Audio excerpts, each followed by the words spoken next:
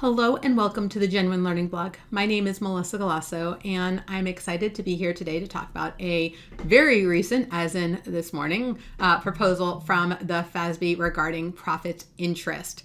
So profit interest is an interesting area. Instead of giving equity interest for an organization, they get a percentage of future profits. And so as a result, the term profits interest is actually not even defined within GAAP.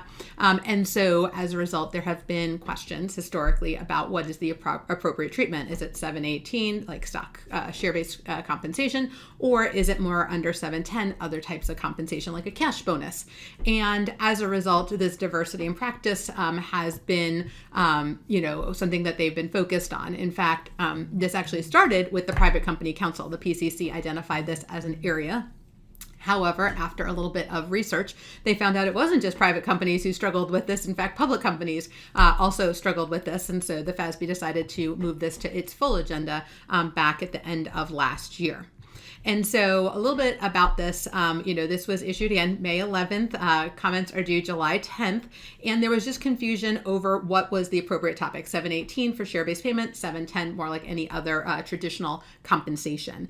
And they wanted to clarify, this way we'd reduce diversity in practice, et cetera. And so very, very narrow. And so because of the change from the PCC alternative to really the full FASB, taking this on as an agenda item, it applies to all reporting entities that account for profits interest awards as compensation to employees in return for goods and services.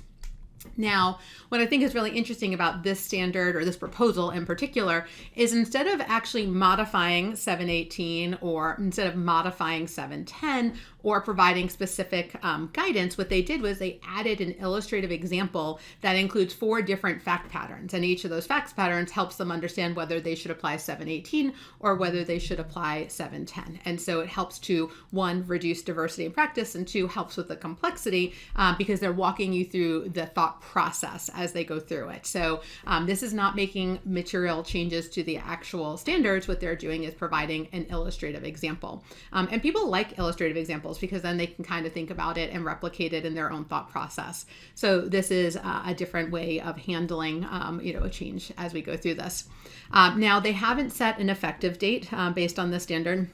What they said they would do is they would wait to get feedback on it. They did say that it could be applied either retrospectively or prospectively, and they do have some ideas about transition, but we're not going to have an effective date until they get a little bit more feedback from the public.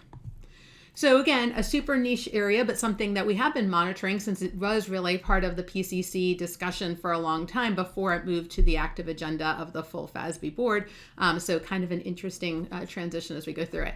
So if you are interested, you have just a couple months to provide feedback to the FASB with respect to this area. So hopefully you can give FASB some feedback as they look to learn a little bit more. And does this, this fact pattern really help address the diversity in practice? So that's a wrap on this week's blog, and we hope to see you on a future blog. Have a great day, guys. Bye-bye.